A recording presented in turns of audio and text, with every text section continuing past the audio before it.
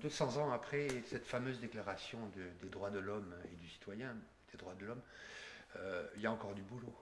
Oh, il y a énormément, énormément de travail parce que la Déclaration des droits de l'homme et du citoyen, même si elle avait la volonté de s'adresser au monde entier, cette déclaration, elle a été surtout pour la France. Et en France, il a fallu beaucoup, beaucoup de travail, et il y en a encore. Et puis quand vous regardez l'état du monde, la démocratie n'est certainement pas, malheureusement, le régime le plus répandu. Et donc l'état de droit, la protection des droits et des libertés n'est pas ce qui est le plus fréquent. Alors, qu'est-ce qu'il faudrait faire? Il faut taper là où ça fait mal, mais où est-ce que ça fait mal? Je dirais que ça fait mal un petit peu partout parce que tous les États ont à balayer devant leurs portes, certains avec des gros, gros balais, d'autres peut-être avec des balayettes, mais il y a encore des choses à faire. Ce qu'il y a d'intéressant quand même, depuis surtout 1945, c'est la dimension internationale qui a prévalu. Maintenant, j'allais dire, on ne peut plus torturer isolément, on ne peut plus exécuter isolément. Le monde entier a quand même les regards sur vous. Et là, il y a à saluer le gros travail des organisations non gouvernementales. Alors, c'est vrai que cet aspect international, on l'a vu d'abord avec cet autre texte, j'allais dire fondamental, qui est la Déclaration universelle des droits de l'homme en 1948, et puis un très grand nombre de conventions internationales, de traités qui visent à protéger les droits et les libertés. Et on a un modèle qui est la Convention européenne des droits de l'homme, et avec la Cour européenne des droits de l'homme à Strasbourg, et une cour où presque tous les États se font régulièrement taper sur les doigts. La France, entre autres, mais elle n'est pas la seule, loin de là. Vous parliez des ONG tout à l'heure, ça veut dire que les États jouent un peu la politique de l'autruche parfois? Les États sont toujours très sensibles à l'action des organisations non gouvernementales parce que les États sont très sensibles à leur image. Alors souvent, ils vont s'efforcer d'améliorer un peu pour la façade. À l'intérieur, les choses restent de la même façon, c'est vrai, mais il n'empêche que quand vous avez des États qui vont, des organisations non gouvernementales qui vont publier un rapport sur tel ou tel État, les États y sont sensibles. Leur image, même s'ils disent non, moi ça, je m'en moque éperdument, leur image, ils y tiennent.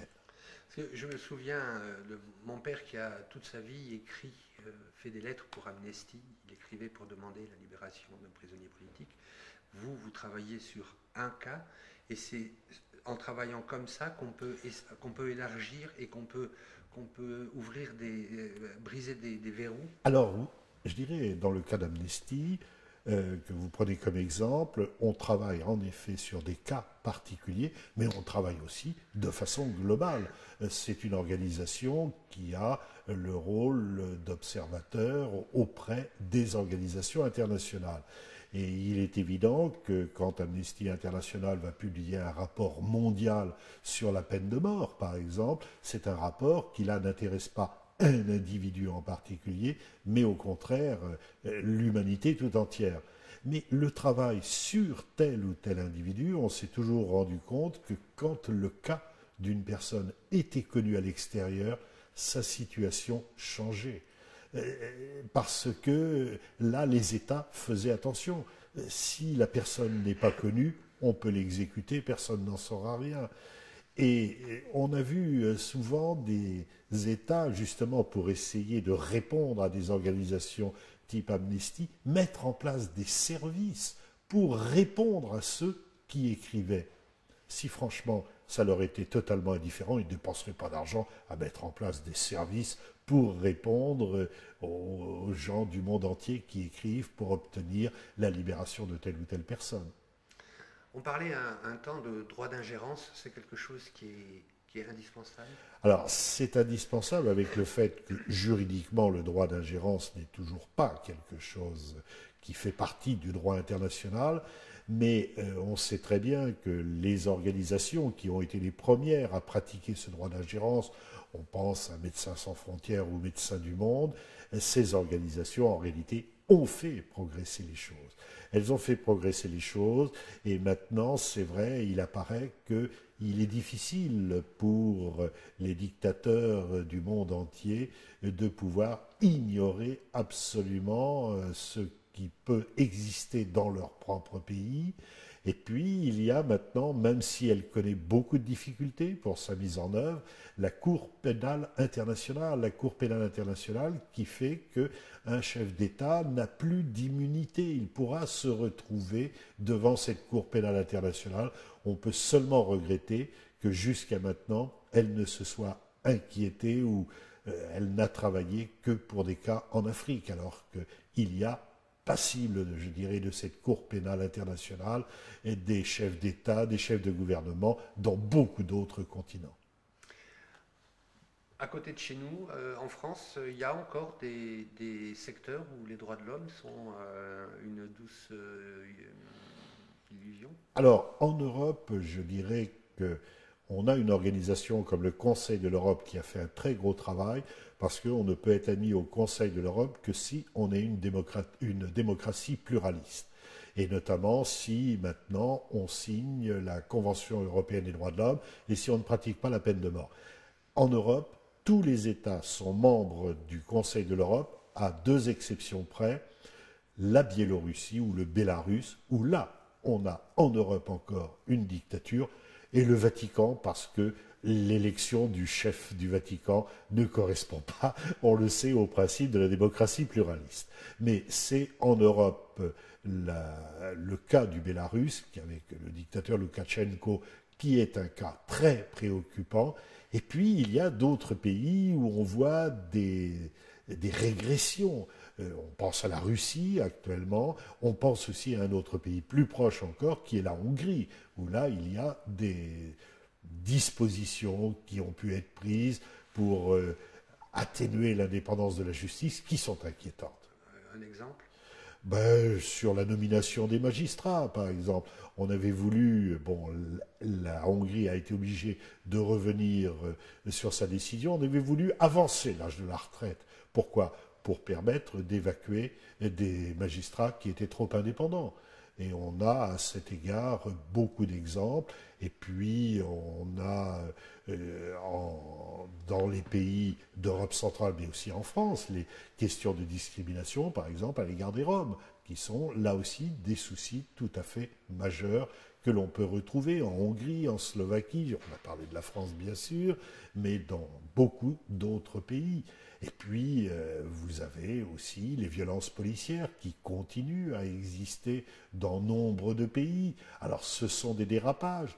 Mais pourquoi y a-t-il des dérapages? Peut-être parce qu'il y a une culture de la démocratie et des libertés qui n'a pas été assez mise en œuvre. Et là-dessus, je dirais, vous avez une sorte presque de catalogue qui apparaît chaque année avec les rapports d'organisations, en effet, type Amnesty International, type Human Rights Watch, etc. La France échappe à tout ça ou? Non, absolument pas. Prenez le dernier rapport d'Amnesty, la France est mentionnée pour les questions de violence policière, pour les questions de discrimination, pour la question des Roms. La France n'échappe pas, et d'ailleurs ce qui le montre, c'est que la France est régulièrement condamnée par la Cour européenne des droits de l'homme. Alors c'est vrai, c'est pas forcément pour des violations qui pourraient nous paraître très choquantes, mais par exemple pour la longueur des procédures judiciaires.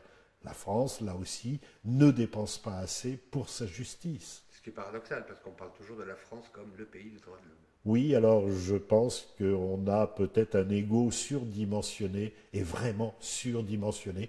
On a, nous aussi, en Europe, je dirais, la France, pour moi, ne se situe pas au premier rang des pays pour respecter les droits et les libertés. Et même des pays qui avaient une image tout à fait exceptionnelle, comme la Grande-Bretagne, sont des pays qui commencent à nous inquiéter, parce que la Grande-Bretagne voudrait quitter la Cour européenne des droits de l'homme, parce qu'il y a des décisions, par exemple sur le vote des étrangers, des détenus, qui ne lui ont pas plu.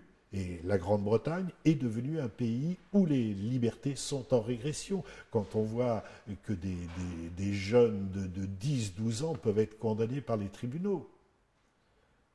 Alors il y a d'autres pays, en revanche, qui, à mon avis, ont fait des efforts tout à fait remarquables, du type de l'Allemagne, par exemple. L'Allemagne peut-être parce qu'elle a connu, elle, des horreurs abominables, l'Allemagne est sans doute beaucoup plus sensible au respect des droits et des libertés. Et d'ailleurs, ce n'est pas un hasard si, dans l'Union européenne, on a eu cette charte européenne des droits et des libertés que la Grande-Bretagne n'a pas voulu souscrire. Bon, là encore, on retrouve la Grande-Bretagne. Et celui qui a été à l'origine de ce texte, c'est précisément un ancien président de l'Allemagne qui avait également été ancien président de la Cour constitutionnelle. Donc il y a un pays comme l'Espagne est un pays aussi qui est très intéressant pour le progrès des droits de l'homme, peut-être parce que aussi l'Espagne, vous le savez, a connu sa dictature. Et je crois que là, il y a une plus grande sensibilité. Mais pour nous, bah oui, depuis 89, la France, pas de problème. Si, il y a des problèmes dans notre pays, et je vous dis comme je ne vois pas de pays qui échappe véritablement, si on veut être très rigoureux sur cette question, qui échappe à la critique.